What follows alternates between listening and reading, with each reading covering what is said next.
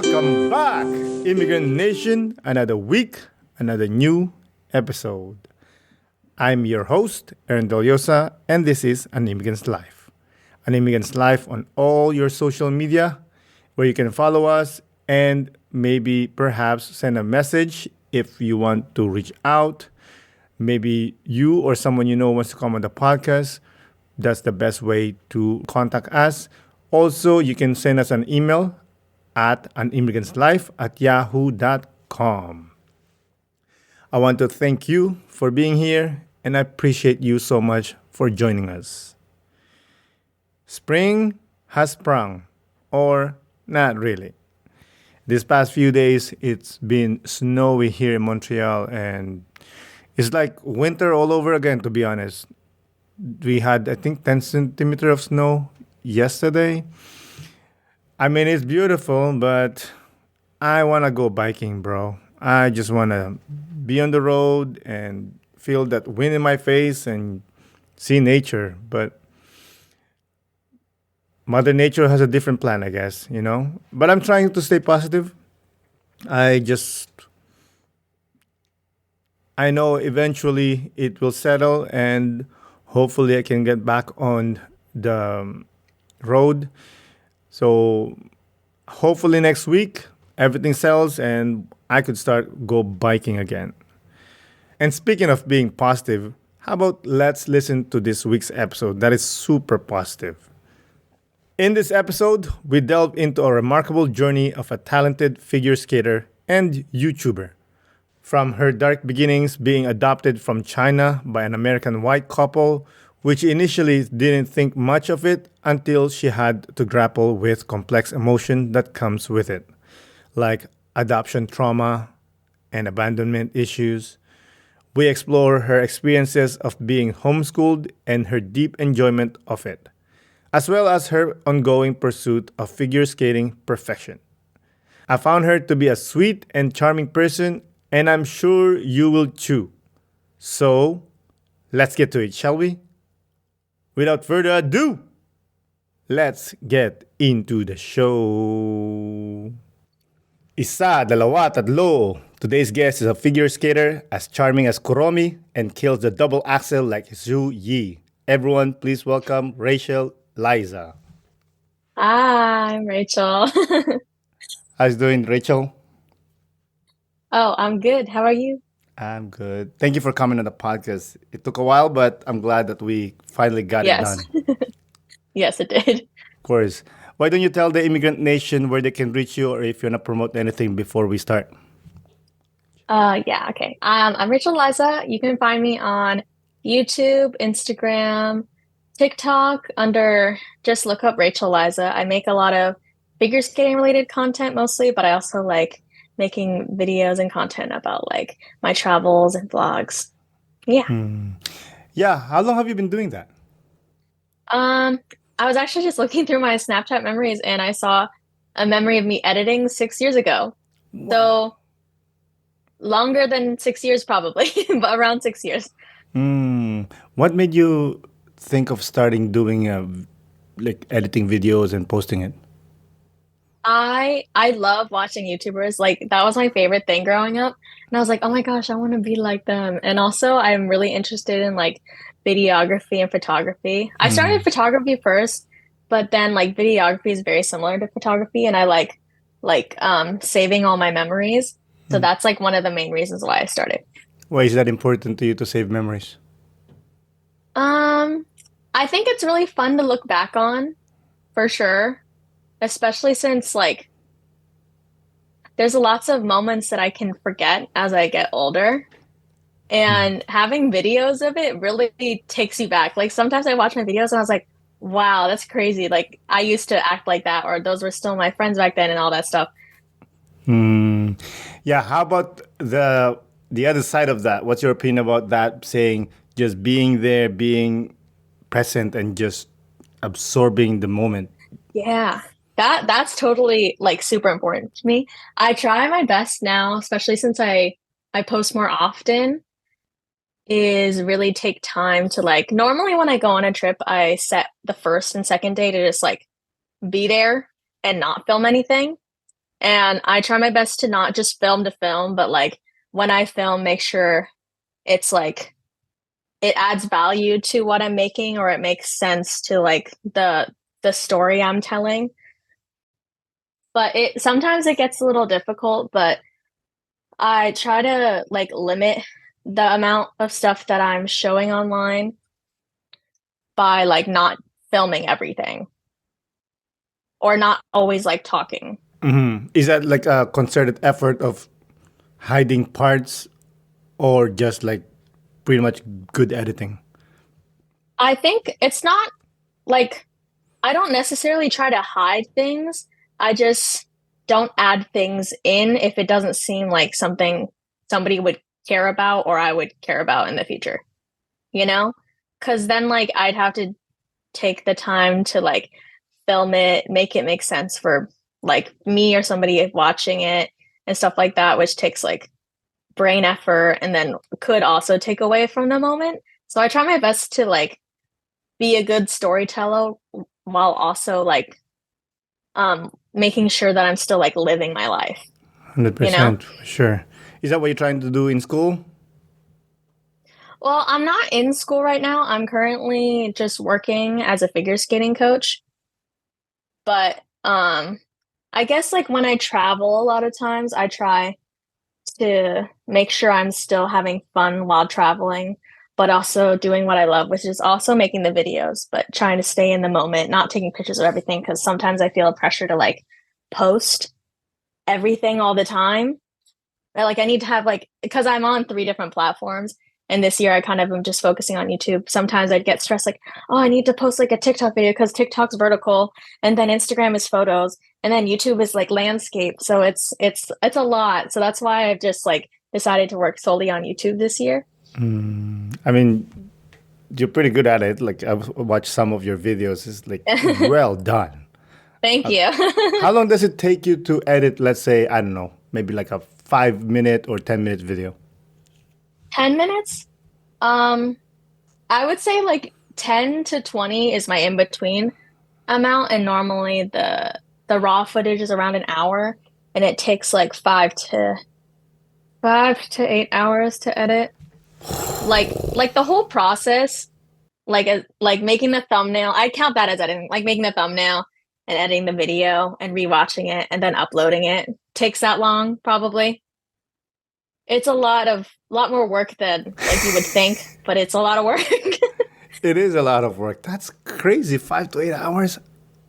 Yeah, That is crazy. Are you? I realistically. know with YouTube, you're supposed to have like a catchy thumbnail. Do you do that?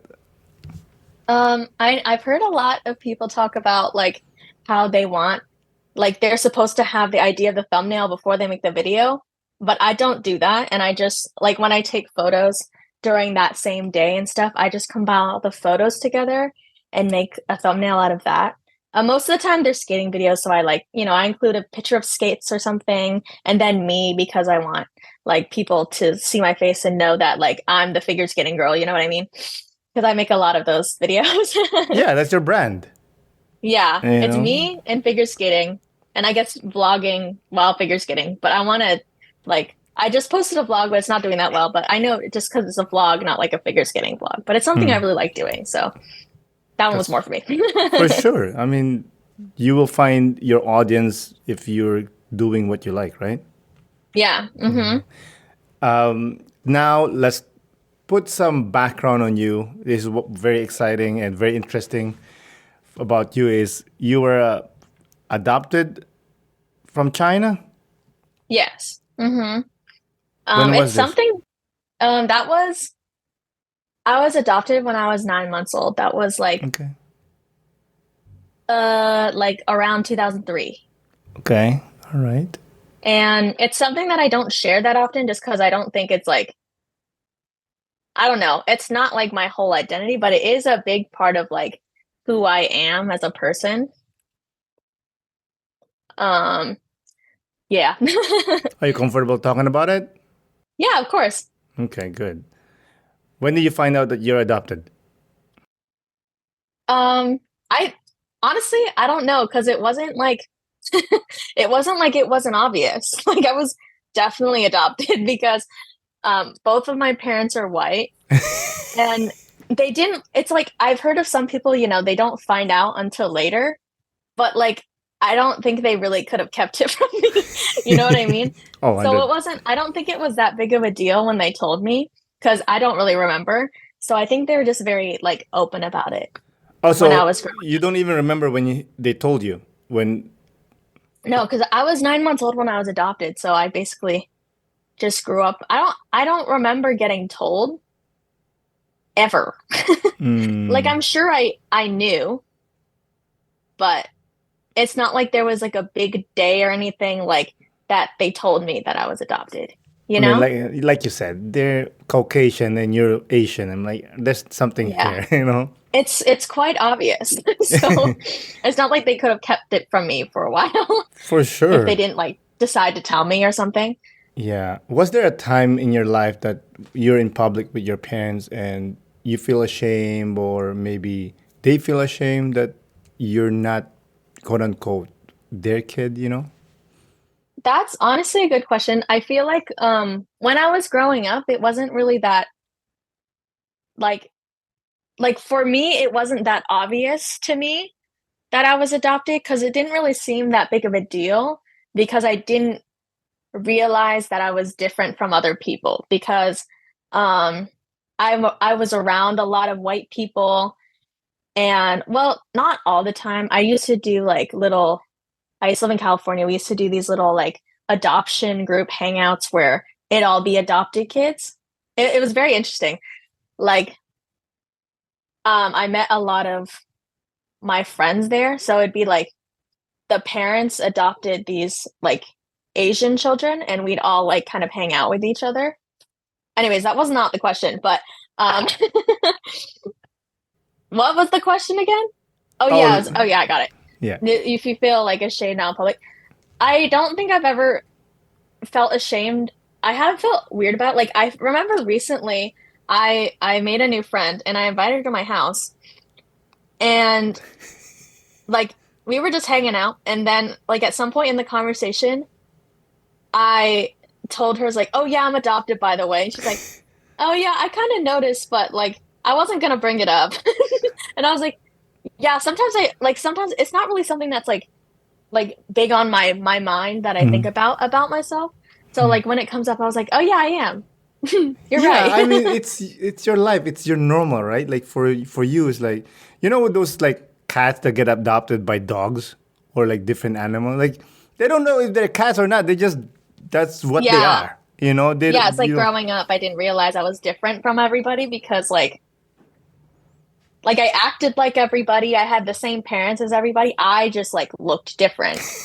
But like it wasn't something that I noticed until I was a bit older. And it was something that I struggled with a little bit when I got like to like a certain age. It's like when you Mm, start noticing that's like, oh, like I'm not the same as all you guys, even though I act like the same as you guys, you know? yeah, 100%. I know what that feeling. So, do you have siblings that are biological children by your parents? No, I actually have I have a sister and she's adopted too. She's not like related to me at all, but she was adopted as well when she was a little bit older. So she was 4. My family went and got her together, which is fun. No. She's also from China. Okay. How was that when you're going there? Um, well, I was 4, 5. I was like 6, so we're basically like 2 years apart. But I just remember it being very interesting having another like a sibling. I remember like it's very weird the parts I remember because I remember her like stealing my stuff or like coloring my coloring books or like just taking all my things. But it was a really cool experience. Like also being a part of like going to get her when I was younger and visiting in China. Do you feel anger towards your biological parents? No, the way that I see it personally is that well, I could have just been left there. I was left on a bridge, so Oh under my a bridge, I god. think. I have like a piece of paper. It says like I was left underneath this bridge and I was found on this day and stuff like that. But like I either could have just been left there or I could have like been a part of some sort of orphanage. And like I think when you get to like a certain age, like 18, you get kicked out of the orphanage and you just have to like figure it out. And so I'm just very like grateful that I like found a family here and that I'm like safe and I have a roof over my head and I have a good family. You know what I mean? So I'm pretty grateful about it. I'm not angry. Like they I was left like a little over a week old. That's when they found me, like a little over a week old. So wait, so your biological mom, I'm gonna guess she's a very young lady, which is Yeah, usually the case. maybe. Usually Yeah. the case. She Hmm. just left you under the bridge. Yeah. All right. Who do you know who found you or I have to let me I basically they found me by the side of Shijiko Bridge of Yuanling County, and I had a little outfit on, and I was basically just abandoned next to this bridge. I think it's like a crazy. It's crazy. I'm here today, you know? that is crazy. That's document says who found you or It did not say who found me. They said that my name was Zhao Guo, how do they know and this? I was a few. I don't know. I don't know if they named me or that's just what my name was, but yeah, I And was then found what? at like a few days This old. person that found you brought you to a orphanage or a Hmm. family? Okay. Yeah, I was brought to an orphanage. And then luckily these two white people just fell in love with you and Um, I'm I'm not quite sure about this story, but I do know like my parents were talking about adoption, and I think they saw like stuff about adoption in the paper, and so that's when they decided to like look into it. did you ever suffer from a stigma associated with being adopted? Like, being Um, bullied because you're adopted and stuff like that? I don't think I've ever been like specifically like bullied or anything for adoption, but like while I was growing up, I noticed like I didn't know my friend was being racist, but she was definitely being a little racist at that time. But it didn't like I didn't think it was that big of a deal because I didn't really realize like how she was making fun of specifically only me. Like what? Because I was like, she said something about like, we were taking like a picture and it's like, oh, so bad because I like didn't think about it until like a few years ago. I was like, wow, that was like definitely racist. She's like, it was like really bright and we were trying to take a picture. It's like, guys look Asian and close your eyes and squint your eyes. I was like, oh, that was really No. Asian. That was really racist. Right? I didn't realize how racist that was until like a few years ago. I was like, I definitely remembered that when she said that. And I also had like a friend he was also adopted. So we were both like the two adopted kids with white families who are both Asian. And it was just a little awkward after that happened. It was really bad. I'm gonna guess you're not friends with this person anymore. No, of course not. I don't know, man. Sometimes we have like, I don't know, just we just stick with people that we grew up with. Yeah, uh-huh, yeah, for sure. Have you had the chance to sit down by yourself and just think about the process of adoption? You mentioned that you were grateful, but like really like work on yourself and think like, man, I'm so lucky. Like I was in the bridge and this person somehow picked me up and brought me to America. Yeah, sometimes I do. Um, for sure.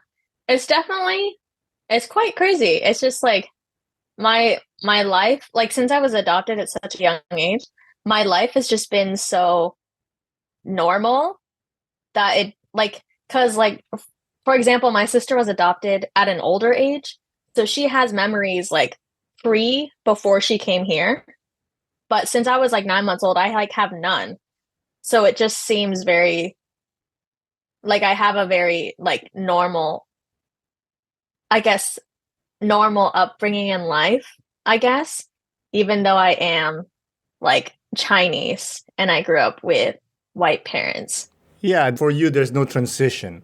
It's just There was like, like no transition. Yeah. yeah, it's just like, this is where I was born, Yeah. even for Yeah. yourself, you know what I mean? Hmm. Have you tried locating your biological parents or your mom at least? I have not. I have gotten the 23andMe thing done. Like I did get I am like 100% Chinese. I thought it would be like something very like I thought I'd be like have other but it's literally just Chinese. So I'm like literally 100% Chinese and I haven't found anybody on there that's much closer than a second or third, like a third or fourth kind of cousin kind of thing. So I haven't really found anybody that I would like really contact that's around here that's close enough to me, if that makes sense. I also don't really like since I was left on a bridge, I'm not really sure how I would find her. It hasn't like I mean, I guess I could, but it's not really something that I've been looking into, but I have been thinking of like I've heard that there are these like trips to China that are with a bunch of other people that are adopted to like show them around stuff. So like that's something that I've been interested in. But I'm asking you these questions because you're not the first adopted kid that I've ever spoken to on the podcast. There's other Hmm. kids that like, and they even have one of the adopted child was she was talking about adoption trauma. Hmm. Have you heard about this? Well, like what specifically were they talking about? I don't. It was like I guess the trauma that feeling that being abandoned. Oh, yeah. I do go to therapy. So it is something that we have discussed a lot since I am adopted. Even it's it definitely is something that I do struggle with some like a lot, even though it it's not like I really was like my like I remember or was present for any of the time that I was like being adopted. I still struggle with like abandonment issues and stuff like that. Oh, so you do have that. Yes, I do. I'm not sure quite why. I feel like it's very complicated, especially since I don't really like remember anything. Um I that is definitely something that I struggle with. I mean, it's good that you're going therapy. That's helping for Mhm. sure. Was that a suggestion to you by your parents or your someone, or you just decided like, you know what, I need to deal with this? And it was more like my family decided to get like a family therapist and we all like went one time. I'm also very like I really like fixing things and like I'm very driven and I like doing that kind of stuff. So whenever I like have something that I want to fix or something, I always like talk to them about it because they can like give me like steps on how to like help with certain things, you know what I mean? Yeah, yeah, for sure. Like they have the infrastructure. Yeah, Yeah. uh-huh. Like they have the knowledge to help you through like emotional things. I'm gonna guess they're doing fine with life, socially, economically. Because I promise you, if they're poor, they'll be like, dude, speak to someone, bruh. Because we don't know. Yeah. Yeah. Also, another one that I'm very interested about your life is you were homeschooled. Right, yes. Like I've seen this now more often that a lot of people are like, oh, you don't know the teacher, so maybe it's better if you homeschool your kid. What was your experience like being homeschooled? I personally, as I guess I'm like an ambivert, but I have a little bit of social anxiety, so that also could just be because I was homeschooled, because then I didn't really have much exposure to talking to new people. but I personally really enjoyed it. I got to stay home. I didn't have to wake up early. I could like since I skate, I didn't have to get up really early to skate and then have to go to school or go after school. And I really liked having my own schedule and getting everything done in my own time. I wouldn't have to sit through classes as long and stuff. Like I didn't really see too much value in the whole like social aspect of it because I really liked having the freedom. Hmm. Who decided to homeschool you, mom and dad? Hmm. Yeah, Why do you that's what think? they decided. Why do you think they decided that? Um, I feel like probably because of what you mentioned, like them not knowing the teachers and stuff, and them being able to like know what like I'm learning and being able to like we personally as a family were Christians, so we did all those like Christian handbooks and stuff like that. And so that's what we learned. And I don't yeah, they don't teach that in school unless it's like a private school. And my mom had time. She also I think she graduated for being a teacher when I was like when I just finished preschool. Like I went to school, well, I guess I went to preschool when I was a child and then I was like homeschooled like all the way through college. Well, not through college. Like I like in Washington they have this thing called Running Start and I was homeschooled up until I started Running Start in junior year. Hmm. How does it work? Like they don't. There's no classroom in the house, right? Like, is there No. like a note? Like, is there like a notebook that you're like, Well, okay, Rachel, you have to read this and then write an essay. I don't know. when it first like obviously like your parents can't really teach you when you get a bit older, but when it like started, we'd just have like certain readings to do and we'd have different subjects and like my mom would teach me to read from like a book and then we'd do like history and we'd read the chapter of history and then I'd do a worksheet or something. Or like sometimes we'd pretend to like travel to different places for history and then like eat certain foods from that place, like just for funsies, it's a very homeschooled thing. So like since it was like younger years, it was like much easier for them to teach me that kind of stuff. But as I got older, I started joining like co-ops. Do you know what that is? A co-op is?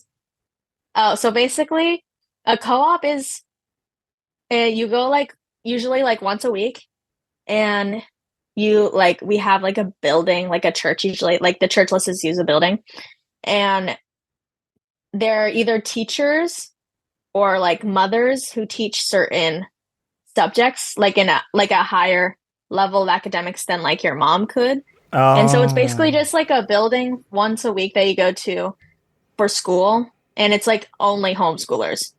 Mm, okay. So that's where you like I guess when I started like high school, that's when I started doing that because my mom couldn't teach me that high of math and stuff like that. So that's why I do that. Dude, I'll be like 1 + 1 = 2. That's my level. Yeah. you know? Yeah, like once you get into like geometry and algebra, it's like I don't think I can teach my children this anymore. It's getting a little advanced. How did you socialize during those time to making friends and whatnot? Other than the co-op, obviously. Yeah. I had a hard time making friends, but like the places where I'd make friends the most is figure skating. And like a pretty large majority of people at the rink are Asian. So it was some like I remember when I moved up here and I got a little bit older, I'd notice like the differences between us. What do you mean? Like I remember like one time it's like a very small difference, but like one time I invited my friend over to my house and she asked if like she had to take her shoes off because she's Asian and normally they take the shoes off. And I was like, doesn't really matter. Like we keep them on or you can take them off if you want to. And she's like, I feel weird. I'm gonna take them off. And I was like, that's very interesting. Like I know that's definitely something that they do, but I just didn't realize how like different that was from like my lifestyle at home, you know? Mm, yeah, I still do that. I don't bring my shoes on or my slippers or whatever on. I always ask first. And if Hmm. the house owner says like, no, just bring it in, I feel so weird. Yeah. It doesn't feel right that I wear my shoes inside the house. However, that's the Asian in me, right? But I have hmm Western friends that do not want to take their shoes off when they go inside the house Yeah. because they're like, oh, I don't want them seeing my feet or my sock. I'm like, okay, weirdo. Whatever. Yeah. Yeah, I see the value in taking your shoes off. So yeah, keep it clean. yeah. Right? Did you go to college? I did for um yeah, so basically Running Start was like you get dual credits. So you'd get credits for college and high school. So I started like Running Start when I was in junior year. So I did it for like 2 years and I was able to get an associate's in business. And then I just decided not to go back to school. I don't Oh, love school. yeah. Well, you did not grow up with it, so it's kind of hard Yeah, yeah. to. That's totally valid. Yeah. Being homeschooled, you know how those like stereotypical jokes about homeschool kids are weirdos? Do you get that? Yeah. I think it's really funny. I like it's like when I meet new people and I tell them I've been like homeschooled my whole life, it's like, oh, you don't seem like you've been homeschooled your whole life. And I'm like, what is that supposed to mean? Like, what would I act like if I did act like I was homeschooled my entire life? It's not like I didn't do other recreational activities. Like Yeah. I still was able to make friends at like the ice rink and stuff. Yeah, I think the That was the main skating. place though. I think skating helped you a lot because I think this stereotype comes from kids that doesn't do socializing at all. Yeah, they're not very good at like socializing with like kids. I feel like as a child I was very good at like talking to people that were older than me Okay. rather than like kids because I don't know, I guess I was around a lot of adults, not a lot of kids my age because Hmm. like I don't like where are you supposed to meet them besides like at like skating or something, you know? Yeah. Also, I think this might sound weird, but I think since I've noticed this with like white families that like they talk to their kids like they're equal almost. I promise you, if you grew up in an Asian house, you would Yeah. not be talking to an adult like you guys are equal. You know what I'm saying? I Yeah. think it's a Uh-huh. cultural thing. That's definitely I when I talk to some of my like Asian friends, they talk about how like their parents are very strict with them about their grades and stuff. And like I've noticed that they also like comment a lot about like how much they eat and stuff like that and what their body and I was like, I am like besides the fact that I'm adopted and I have some like things to work out with that, I'm so glad that like I don't have the pressure of my parents like making sure that I have good grades because I personally am like a recovering perfectionist. I'm already too hard on myself on that stuff when I was like in school, and then like commenting on like how much I eat and what my body like I'm very thankful that I did not have that growing up. I mean, you're a figure skater. You have to be a perfectionist. Yeah, that was probably a good place where it came from. Who introduced you to figure skating? Mom? My parents did. I'm pretty sure I must have tried taking a class or something, and then I just continued taking classes, and then eventually I got a private coach, and then I joined a synchronized skating team at some point when I was like quite young. Like I was a bit too. I don't know why they start synchro that young, but yeah. How many people in synchronized skating? I think the minimum's like 10. Like it's like a lot. Oh, Like at least 50. I Like know now. They lift yeah, like the people. Yes, yeah, it's like yes. when they're in the blocks and they do the circles and the lines and stuff Yeah, and all yeah. in sync. Have you watched it before? I love figure skating. I love watching it. It's Yeah, I like, love watching for figure the skating. record, I don't know how to skate. I have Yeah. never put a pair of skate on me ever. Oh And wow, really? no, and I don't think I'll ever do. Oh man, why not? You should try it at least I once. think I was okay. I think this It is is based. scary. I think it's based on trauma as well because Oh. when I was in grade, I think I was grade 5, grade 6. one of my classmates' sister, well, their dad bought them a skateboard, and the sister, who's younger Hmm. than us, used the skateboard, flipped, hit her head, and then went to sleep and never woke up. Oh, that is quite scary. So I was like, I will not try roller skates or skateboard or whatever. I eventually tried skateboard, but I wasn't good. I think the fear is still there. Yes, things that go sideways, I'm not very good at. Like snowboarding and skateboarding, not good at that. What? What are you talking about? You're doing skate like Well, that's like that's harder. forward. You know what I mean? Like doing things that go sideways is a bit hard for me because I'm a very like, forward or backward, you know? Yeah, I guess so. Yeah, you're right. You're right. What's the most difficult aspect of figure skating? Um, well, what I've been learning recently is definitely the mental stuff. That's a big one, especially as I'm growing up. I mean, I am getting older, so I'm, a little more tired and stuff, but the mental strength you have to have as like a figure skater is a lot.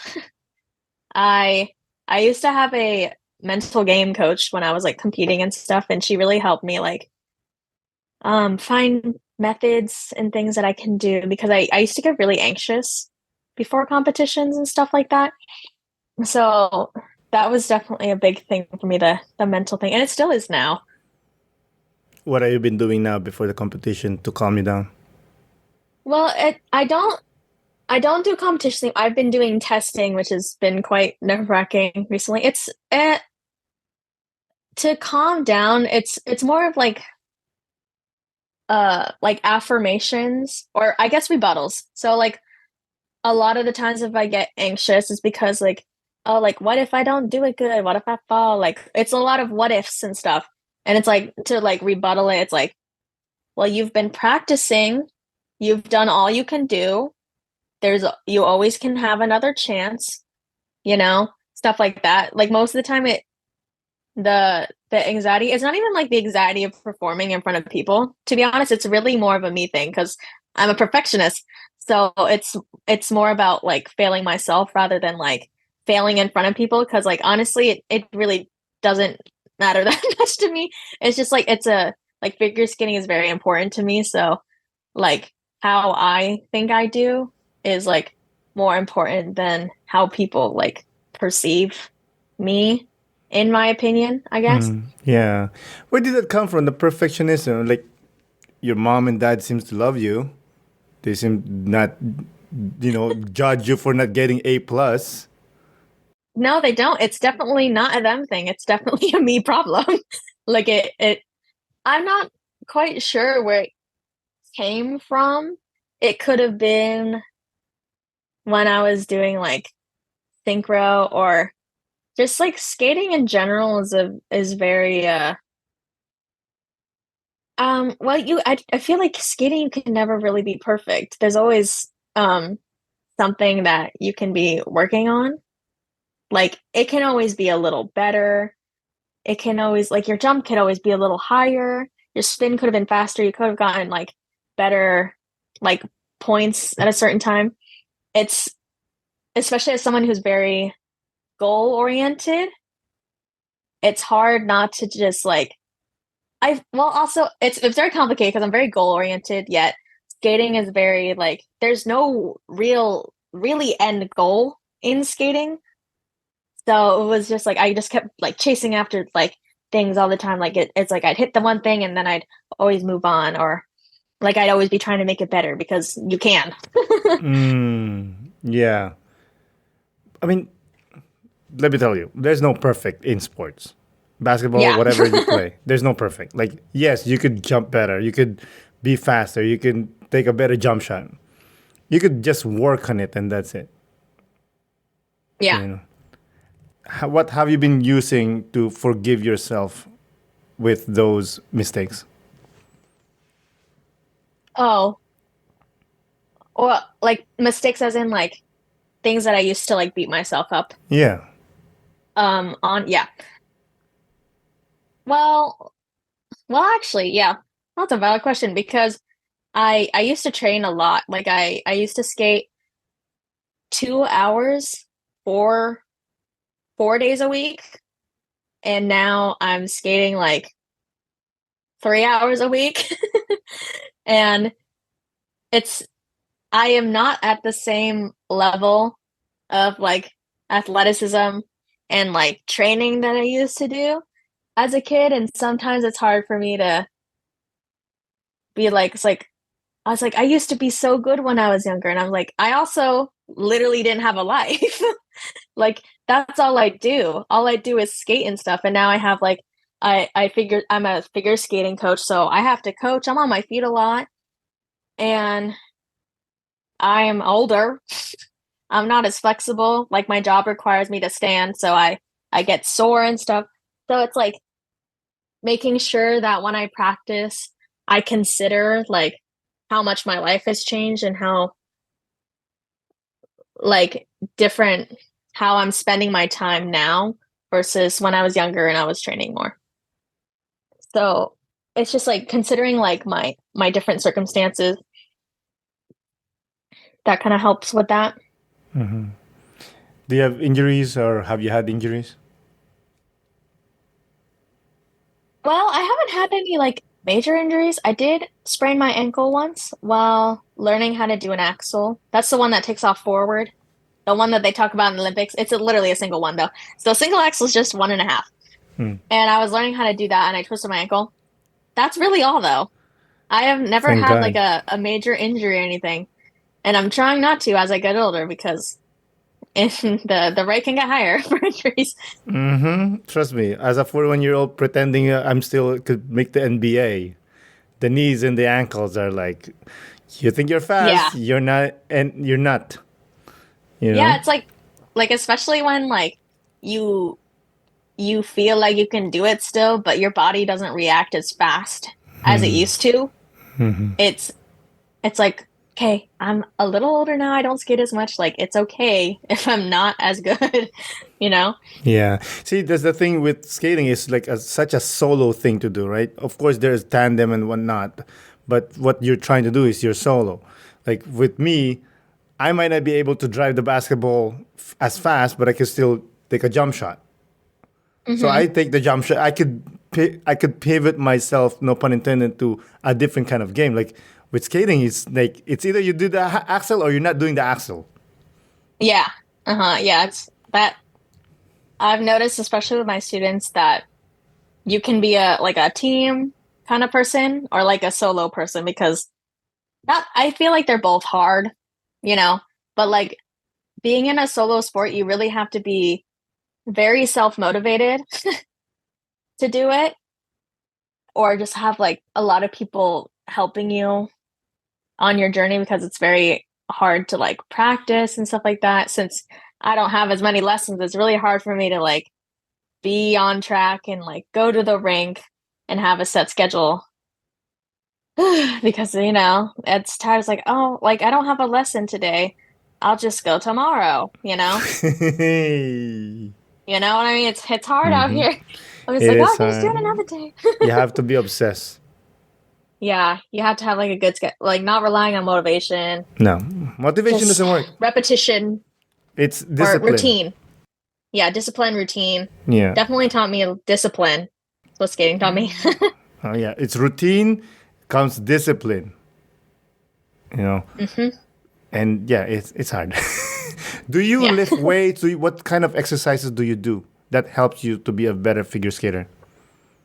Well, I don't really do much right now. I should probably be doing more strength training. I personally need like a coach for that. And I haven't had much time to do like off ice stuff, but I've been doing a lot of stretching, which is also important because figure skaters need to be flexible. That's something that I'm really good at, and I have a hard time being consistent with, but I try to do it like every evening. That's mostly the off ice that I do versus like I do off ice right before I get on the ice, but that isn't really for improving. That's more for warming up Yeah. your muscles, you know?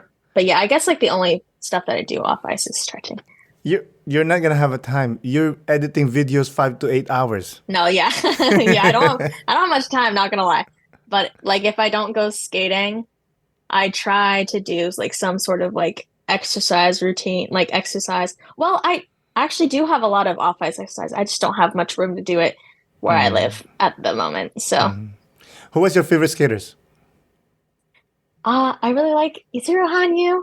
He's one of my favorites. You know him. He's the one from Japan. He I think I got know this kid. This the good-looking kid. he always wears the really sparkly Yes, like I know this guy. shirts. This Yeah. guy's a badass. I like Kaori Samayoto. She got third in the Olympics last time, I think. She is one of my favorite skaters. She's well, I really like her jumps. They're very like they're skater you want their jumps to be like kind of lofty. She has Mm. humongous jumps. She is a beautiful jumper. And then I really like watching Karen Chen because she's a very beautiful skater and she has like very beautiful like spirals and edges. She's one of my favorites like to watch for sure. My favorite is Surya Bonali, Oh, the yeah. badass. I love her. She's really good.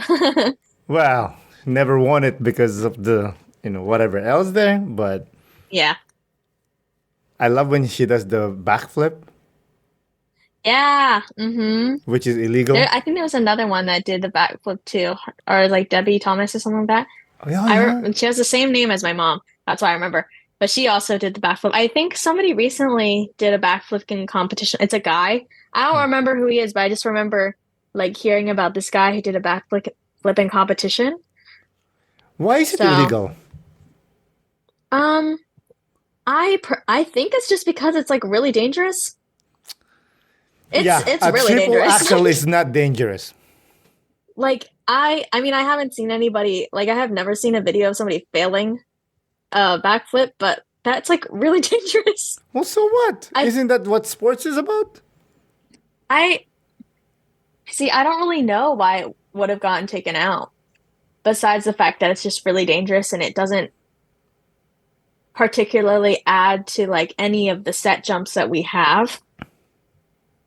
And yeah, I don't know. Like I think it's more of like an extra jump because it's not any of like, our assigned jumps that we normally have, like waltz jumps, out, toe, loop, loop, flip, and lutz. There's like 6 jumps, and you can just add more rotations to it.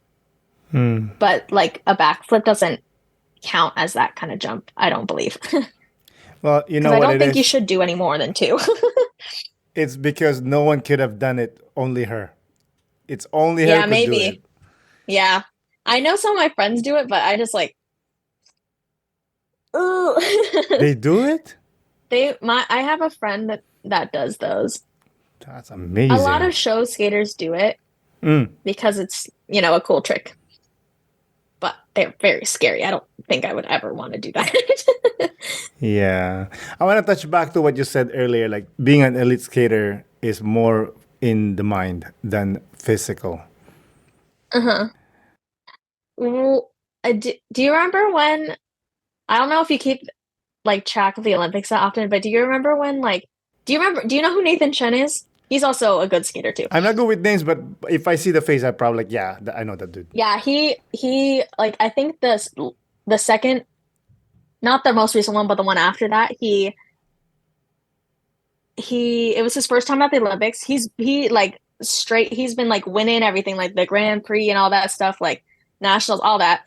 Section, yeah. And he just had been winning everything and everybody was expecting so much of him at the Olympics and he like failed his short program.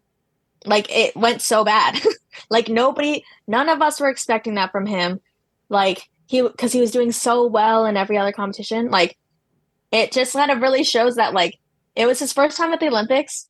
He wasn't like mentally ready for it. Like it's like I don't really know how to describe it. It's like thinking too far ahead. Like it's really all in your brain. Have you ever like experienced that in like your sports when you play sports? Yeah, it's choking. You choke. Yeah. Yeah, I guess. It's more for me, I struggle with thinking too far ahead and not focusing on what I am like actually doing. Mm. Like, I guess worrying about ahead. Like, if I'm in the middle of my program, I could be thinking about the next jump when I'm doing something else.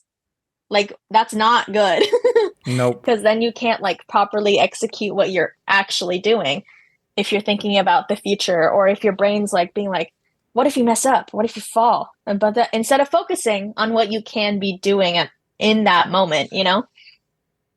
I just tell myself, who gives a shit? That's valid. I care too much.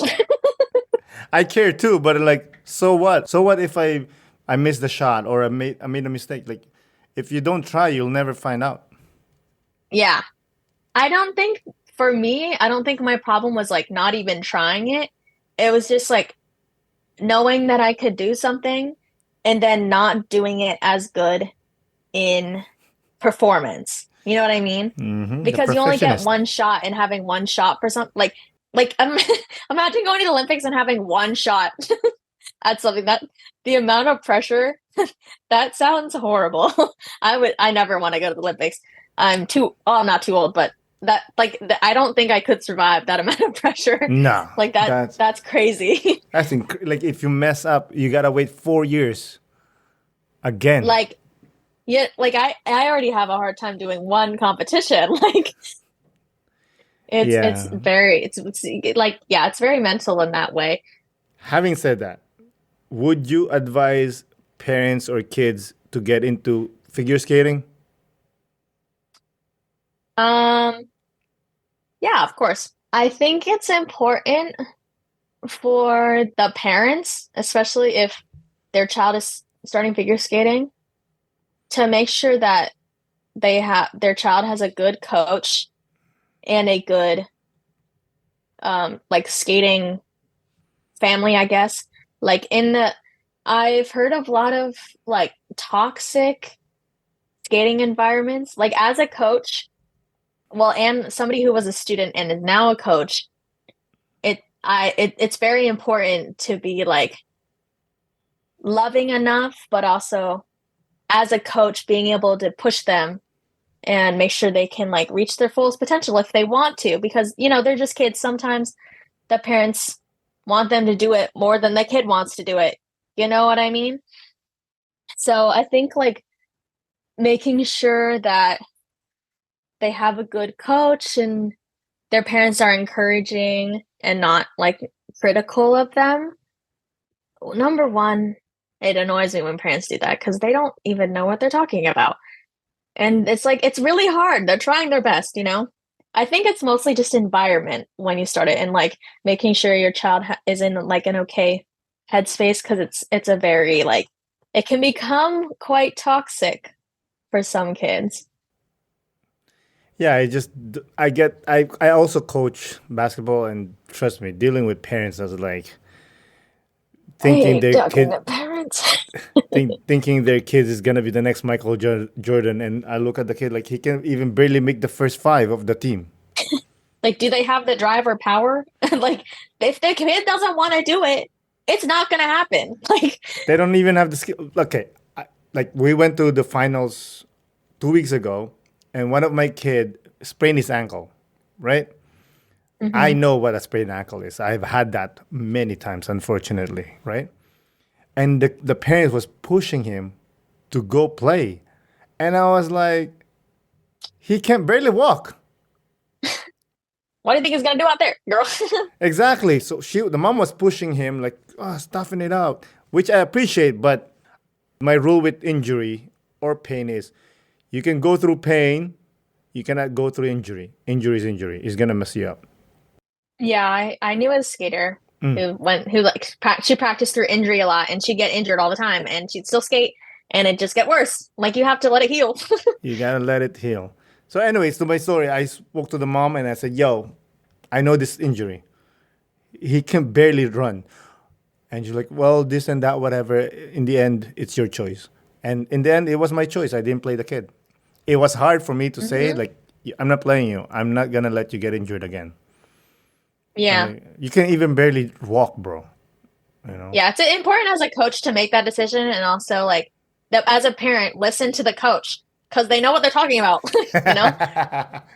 That's the worst part is like they think they know more than you do. I'm like, I've been doing this for years. Like I know what to do. How do you deal with that then? Well, I don't have I don't really have too many examples from my own like experience when that happens, but sometimes I feel like a lot of parents assume more lessons equal them getting better, which is true to a certain extent. But also, especially in skating, you really have to practice on your own and learn how to self-correct because it helps you like with body awareness and it helps you it's basically just body awareness and being able to solve like your own problems, you know? So like you can always have more lessons with me, but at some point, I will tell you that they're not getting any better unless they practice more, especially if they're a bit older too. Like I give them practice sheets and stuff, but that's one thing that I've struggled with some parents because they just like want to keep doing more lessons and stuff. And I'm like, if they're not practicing, they will not get better. Or we could practice in our lessons, but I personally don't want to do that. I'd rather not waste your money. Yeah, 100%. I tell this to the parents and I tell the kids. I cannot make you better. I cannot. I can show you how to be better, but I cannot make you better because it's you who needs to make yourself better. Like you said, you need to work on your body movement, your body control. Like same as basketball. Like how many times do you dribble? How many times you shoot the ball? Yeah. How many? Like It's like we could practice it right now in our lesson. Like we're just going to do this over and over again because this is what you should be doing by yourself. You know what I mean? Like we could do this, or I could teach you something new if you practice. yeah. And then they're like, well, I want to do the fancy moves. I'm like, you can't even do the basic move. Literally, yeah. It's like, I want to do this. When can I do this? I'm like, well, you can't stand on one foot yet. So maybe not anytime soon, unfortunately. Okay? Once a child can skate decently, what's the first like? I don't know. I guess a technique or skill that you like. Obviously, not double axle or anything. Like you know what I mean? I would say their first like two like bigger skills is like their first spin starting from like a 1 foot entrance. Like, you know, like normal skaters do, we start on 1 foot. And then probably their first like jump, which is just a waltz jump. A waltz jump is literally half a rotation. So you start forward So you and then you spin. land backward. Yeah, you only spin half. So that's like their first like real jump. But I would say like one of the biggest ones, like when you start like actually really starting to get into skating is when you learn your first like spin with 1 foot because it's so hard to teach. It is one of the hardest things I have to teach right now. It because you need a lot of edge control when you do it, and you need to be able to like hold everything in when you're spinning, but have the edge control to have enough momentum to get into the spin. So that's one of the I would say it's one of the biggest accomplishments. And then axle, which is a 1.5 times around. It's just a waltz jump, but more. So those are like the three main like bigger things. That's beautiful. I think we're there, but before we close out, I I want to ask you one more question. What advice would you give to someone interested in starting figure skating? Um, I would say, well, if you're interested in starting and you haven't done it yet, you should go on a public session. It's open to the public. And you can try out your own skates, see if you like it. And if you like it, you can join a learn to skate class, which is you can find it on the website usually. And it's basically just a class with a bunch of other people on your same level. And then like if you figure out that you like it enough, get your own pair of skates and then you can get a private coach and then that's kind of how it starts. And mostly the classes though, just to because it's easier to learn in groups of people when you first start, but then once everything gets more complicated, obviously, it's better to have a private coach. That's beautiful. Again, Rachel, thank you so much for coming on the podcast. I really do appreciate. Thank you for having me. It's very cool. My Have a first good, podcast. for sure. Have a good evening. Thank you. You too. Bye. Bye. Again, Rachel, thank you for coming on the podcast. I really do appreciate it. Thank you, listeners, for listening. This is Aaron Del Yosa for An Immigrant's Life. I'll see you guys later.